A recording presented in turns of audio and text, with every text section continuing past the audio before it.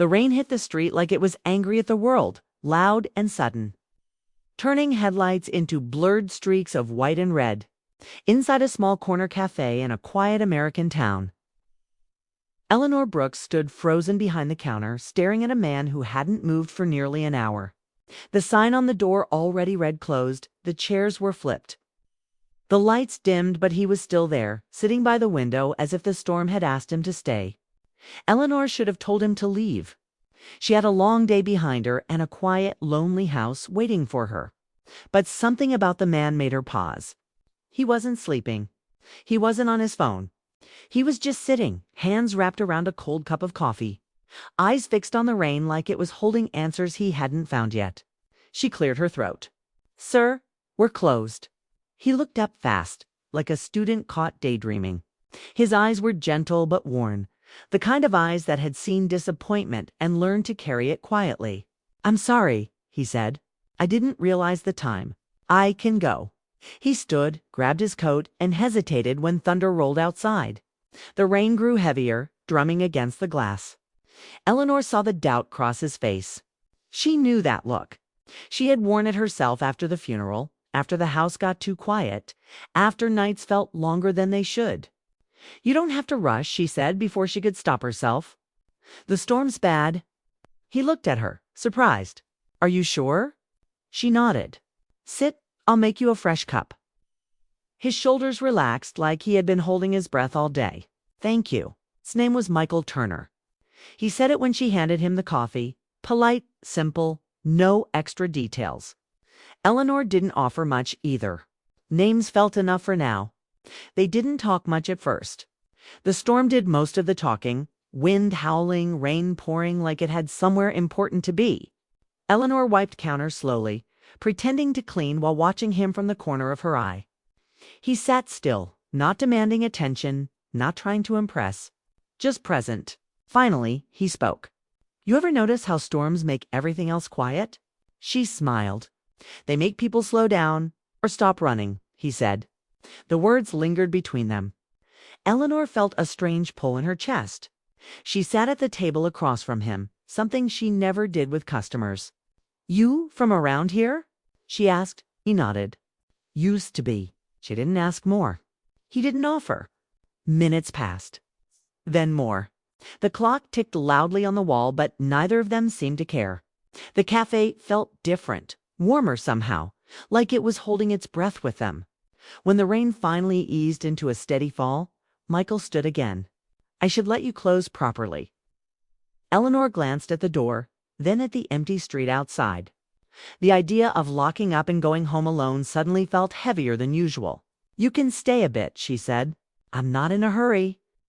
Michael searched her face as if trying to understand her kindness. "I won't be any trouble." "I know," she said. He sat back down. They talked then more freely. About the cafe, how Eleanor had opened it with her husband years ago, how it became her anchor after he passed. She didn't cry when she said it. She had cried enough already. Michael listened closely, never interrupting, his eyes full of respect.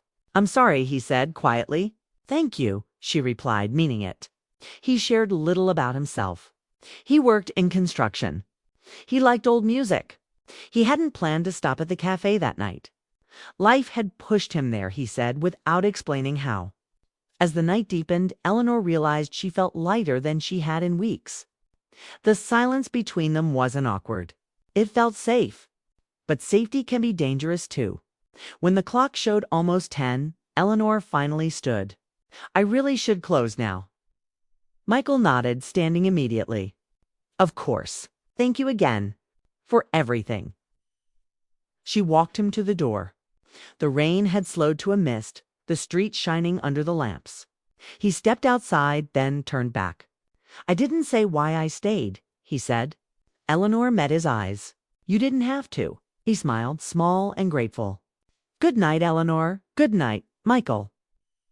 She locked the door behind him and leaned against it, heart beating faster than it should have. She didn't know why she cared. She didn't know why letting him stay felt important. All she knew was that the cafe felt empty again. The next evening, the chair by the window was filled before sunset. Michael sat there like he belonged. Eleanor felt a strange rush comfort mixed with something she wasn't ready to name. She poured his coffee without asking. He smiled like it mattered. They didn't talk about the night before. They talked about the town, how it changed but stayed the same. Michael laughed more this time. Eleanor noticed how his shoulders loosened, how his eyes brightened. But again, when closing time came, he didn't explain why he stayed so long. And again, Eleanor didn't ask. Outside, the sky darkened. Inside, something quietly began to grow, spoken, fragile, and real. Neither of them knew what it would cost. But for now, they stayed. The first time Michael didn't show up, Eleanor thought it was nothing. People missed days. Life got busy. But when the second night came and the chair by the window stayed empty again, she felt a strange tightness in her chest. The cafe felt too quiet, like the storm had never ended. She closed early, cleaned the counters faster than usual, and kept glancing at the door, expecting him to walk in at the last second. He didn't. And when she went home, the silence in her house felt heavier than ever. The next day, Eleanor opened the cafe and found a folded note on the counter. It was written in neat handwriting, the kind that suggested someone had practiced patience for years. She read it slowly, like it might disappear if she rushed. "Thank you for letting me stay when I couldn't explain myself. I didn't know how much I needed that." There was no signature. Eleanor stood there for a moment, unsure if she should feel relieved or hurt. She didn't know what he meant by couldn't explain. She didn't know what kind of storm he was running from. But she understood the feeling of needing a place to rest. She put the note in her apron pocket and started her day, pretending she didn't care. That evening, just as the sky turned orange and the air cooled, the bell above the cafe door rang. Eleanor looked up without thinking, and there he was, Michael, soaked from the rain, eyes red, face tight with emotion. He didn't smile at first. He just stood there, breathing hard, like he had run a long distance. The cafe went quiet for a second, like it was waiting for him to speak. "I'm sorry," he said immediately. "I shouldn't have left without saying anything." Eleanor set her hands on the counter, trying to stay calm. "You don't owe me an explanation." Michael shook his head. "I do. I didn't know how to say it." He walked to the window seat, sat down, looked at the rain outside like he was trying to find words in it. "I'm not good at talking about myself," he admitted. "But I need you to know something. I stayed because I felt safe here. Because you didn't ask me to leave when I was a mess." Eleanor's heart softened. She had not expected to hear that. She had not expected to be the reason someone felt safe. Michael continued, voice low and honest. "I've been running for a while. Not from the law or anything dramatic. Just from my own life. I lost my wife a few years ago. I thought I could handle it, but I couldn't. I didn't want to talk to anyone. I didn't want to be a burden." Eleanor stared at him. Her throat tightened. She remembered her own grief, the way it had swallowed her whole. She knew that kind of pain. "I didn't tell you because I didn't want you to feel sorry for me," Michael said. "I didn't want you to look at me like I was broken." Eleanor shook her head. "I don't look at you like that." Michael's eyes met hers, and for the first time, he looked like he was truly seeing her too. "Then why do you let me stay?" She thought for a moment. She thought about the nights she had felt alone, about the empty house that seemed to whisper her husband's name. She thought about how his quiet presence had made her feel less lonely. She thought about the way her heart had tightened when he didn't show up. "Because you're not a burden," she said simply. "And because I don't want to be alone either." Michael's face changed, like a weight had been lifted from his shoulders. He smiled, small and shy. "You're honest." Eleanor laughed softly. "I try." That night, they stayed open later than usual. The cafe lights glowed warmly, and the rain fell in a steady rhythm. Michael talked more than he had before. He spoke about his wife, about the small moments he missed, about the way grief didn't leave but changed shape over time. He didn't cry. He didn't break down. He just spoke like someone finally letting air into a room that had been sealed for too long. Eleanor listened. She didn't interrupt. She didn't try to fix him. She simply let him speak, and that was enough. As the weeks passed, Michael returned more often. He still didn't explain everything, but he didn't need to. Eleanor learned the rhythm of his presence. She knew when he was tired, when he was holding something back, when he was ready to talk. She learned the small habits that made him feel like he belonged. He started arriving earlier, not just at sunset, but before.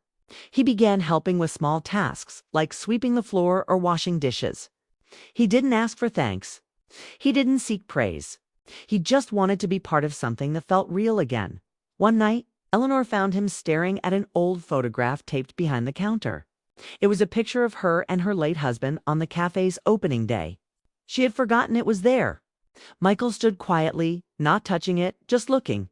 "Do you miss him?" he asked suddenly. Eleanor swallowed. She didn't want to answer because the truth hurt, but she also didn't want to lie. "Yes," she said, "every day." Michael nodded like he understood more than he could say. "Me too." Eleanor felt her eyes sting. She didn't want to cry in front of him, but she couldn't stop the emotion. She wiped her eyes quickly and looked away. Michael's voice was soft. "I'm not trying to replace anyone." Eleanor shook her head. "I know," he continued. I want to feel like I can live again." Eleanor looked at him. The rain outside had stopped, and the air felt lighter. She realized something then: she wasn't the only one trying to heal. Michael was too, and somehow their healing had started in the same place. The next week, Eleanor closed the cafe early again. She had a strange feeling in her chest, a mix of fear and excitement.